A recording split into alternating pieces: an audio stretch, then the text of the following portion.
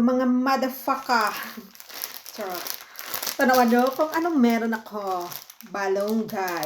Malonggay in Tagalog. I-translate natin kasi sigurado may viewers tayo from Manila. Welcome to my vlog. Update. Live update. Malonggay.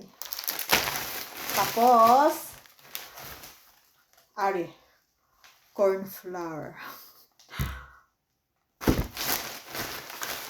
And then,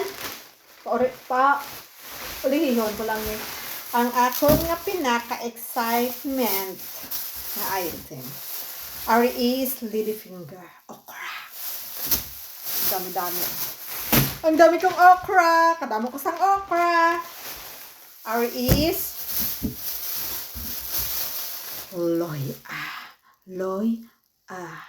loya. Ang ginagamit pang hampol kag pangloy-aloy sa mga surhano kang mga Dr. Wakwak.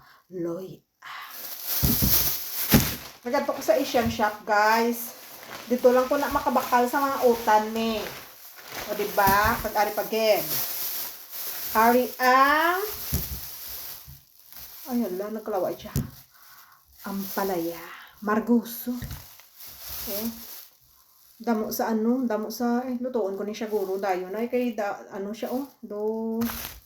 siya, hindi na siya fresh. Hindi siya fresh from the farm. Ang palaya. Tapos sayuti ni sa Ilonggo. Ambot sa Manila, ambot sa Tagalog ano ni siya? Sayuti. Tapos ang pinakadako ng laba. Patula. Opo. Ay patula, lain ang patula. Kalubay, balagay, ay ambot. Kung ano ni siya? Balugay. Tapos ang pinaka-favorite ko. Oh my guys. Sarap. Nakabakal ako sa isa ka slice nga langka.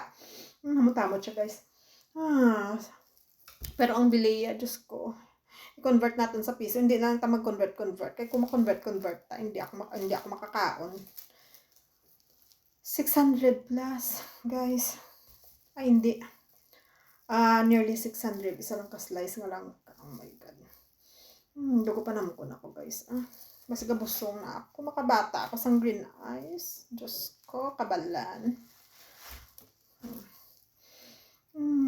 Kanamay ito sa langka, guys. Hamot gito guys. Kaunon ko na ni. Mukbangon ko na ni siya. Karon lang.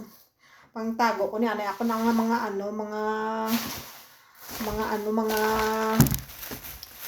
mga utan-utan. Tapos makabangon ko ng langka ni. Patilawon ko si Afam.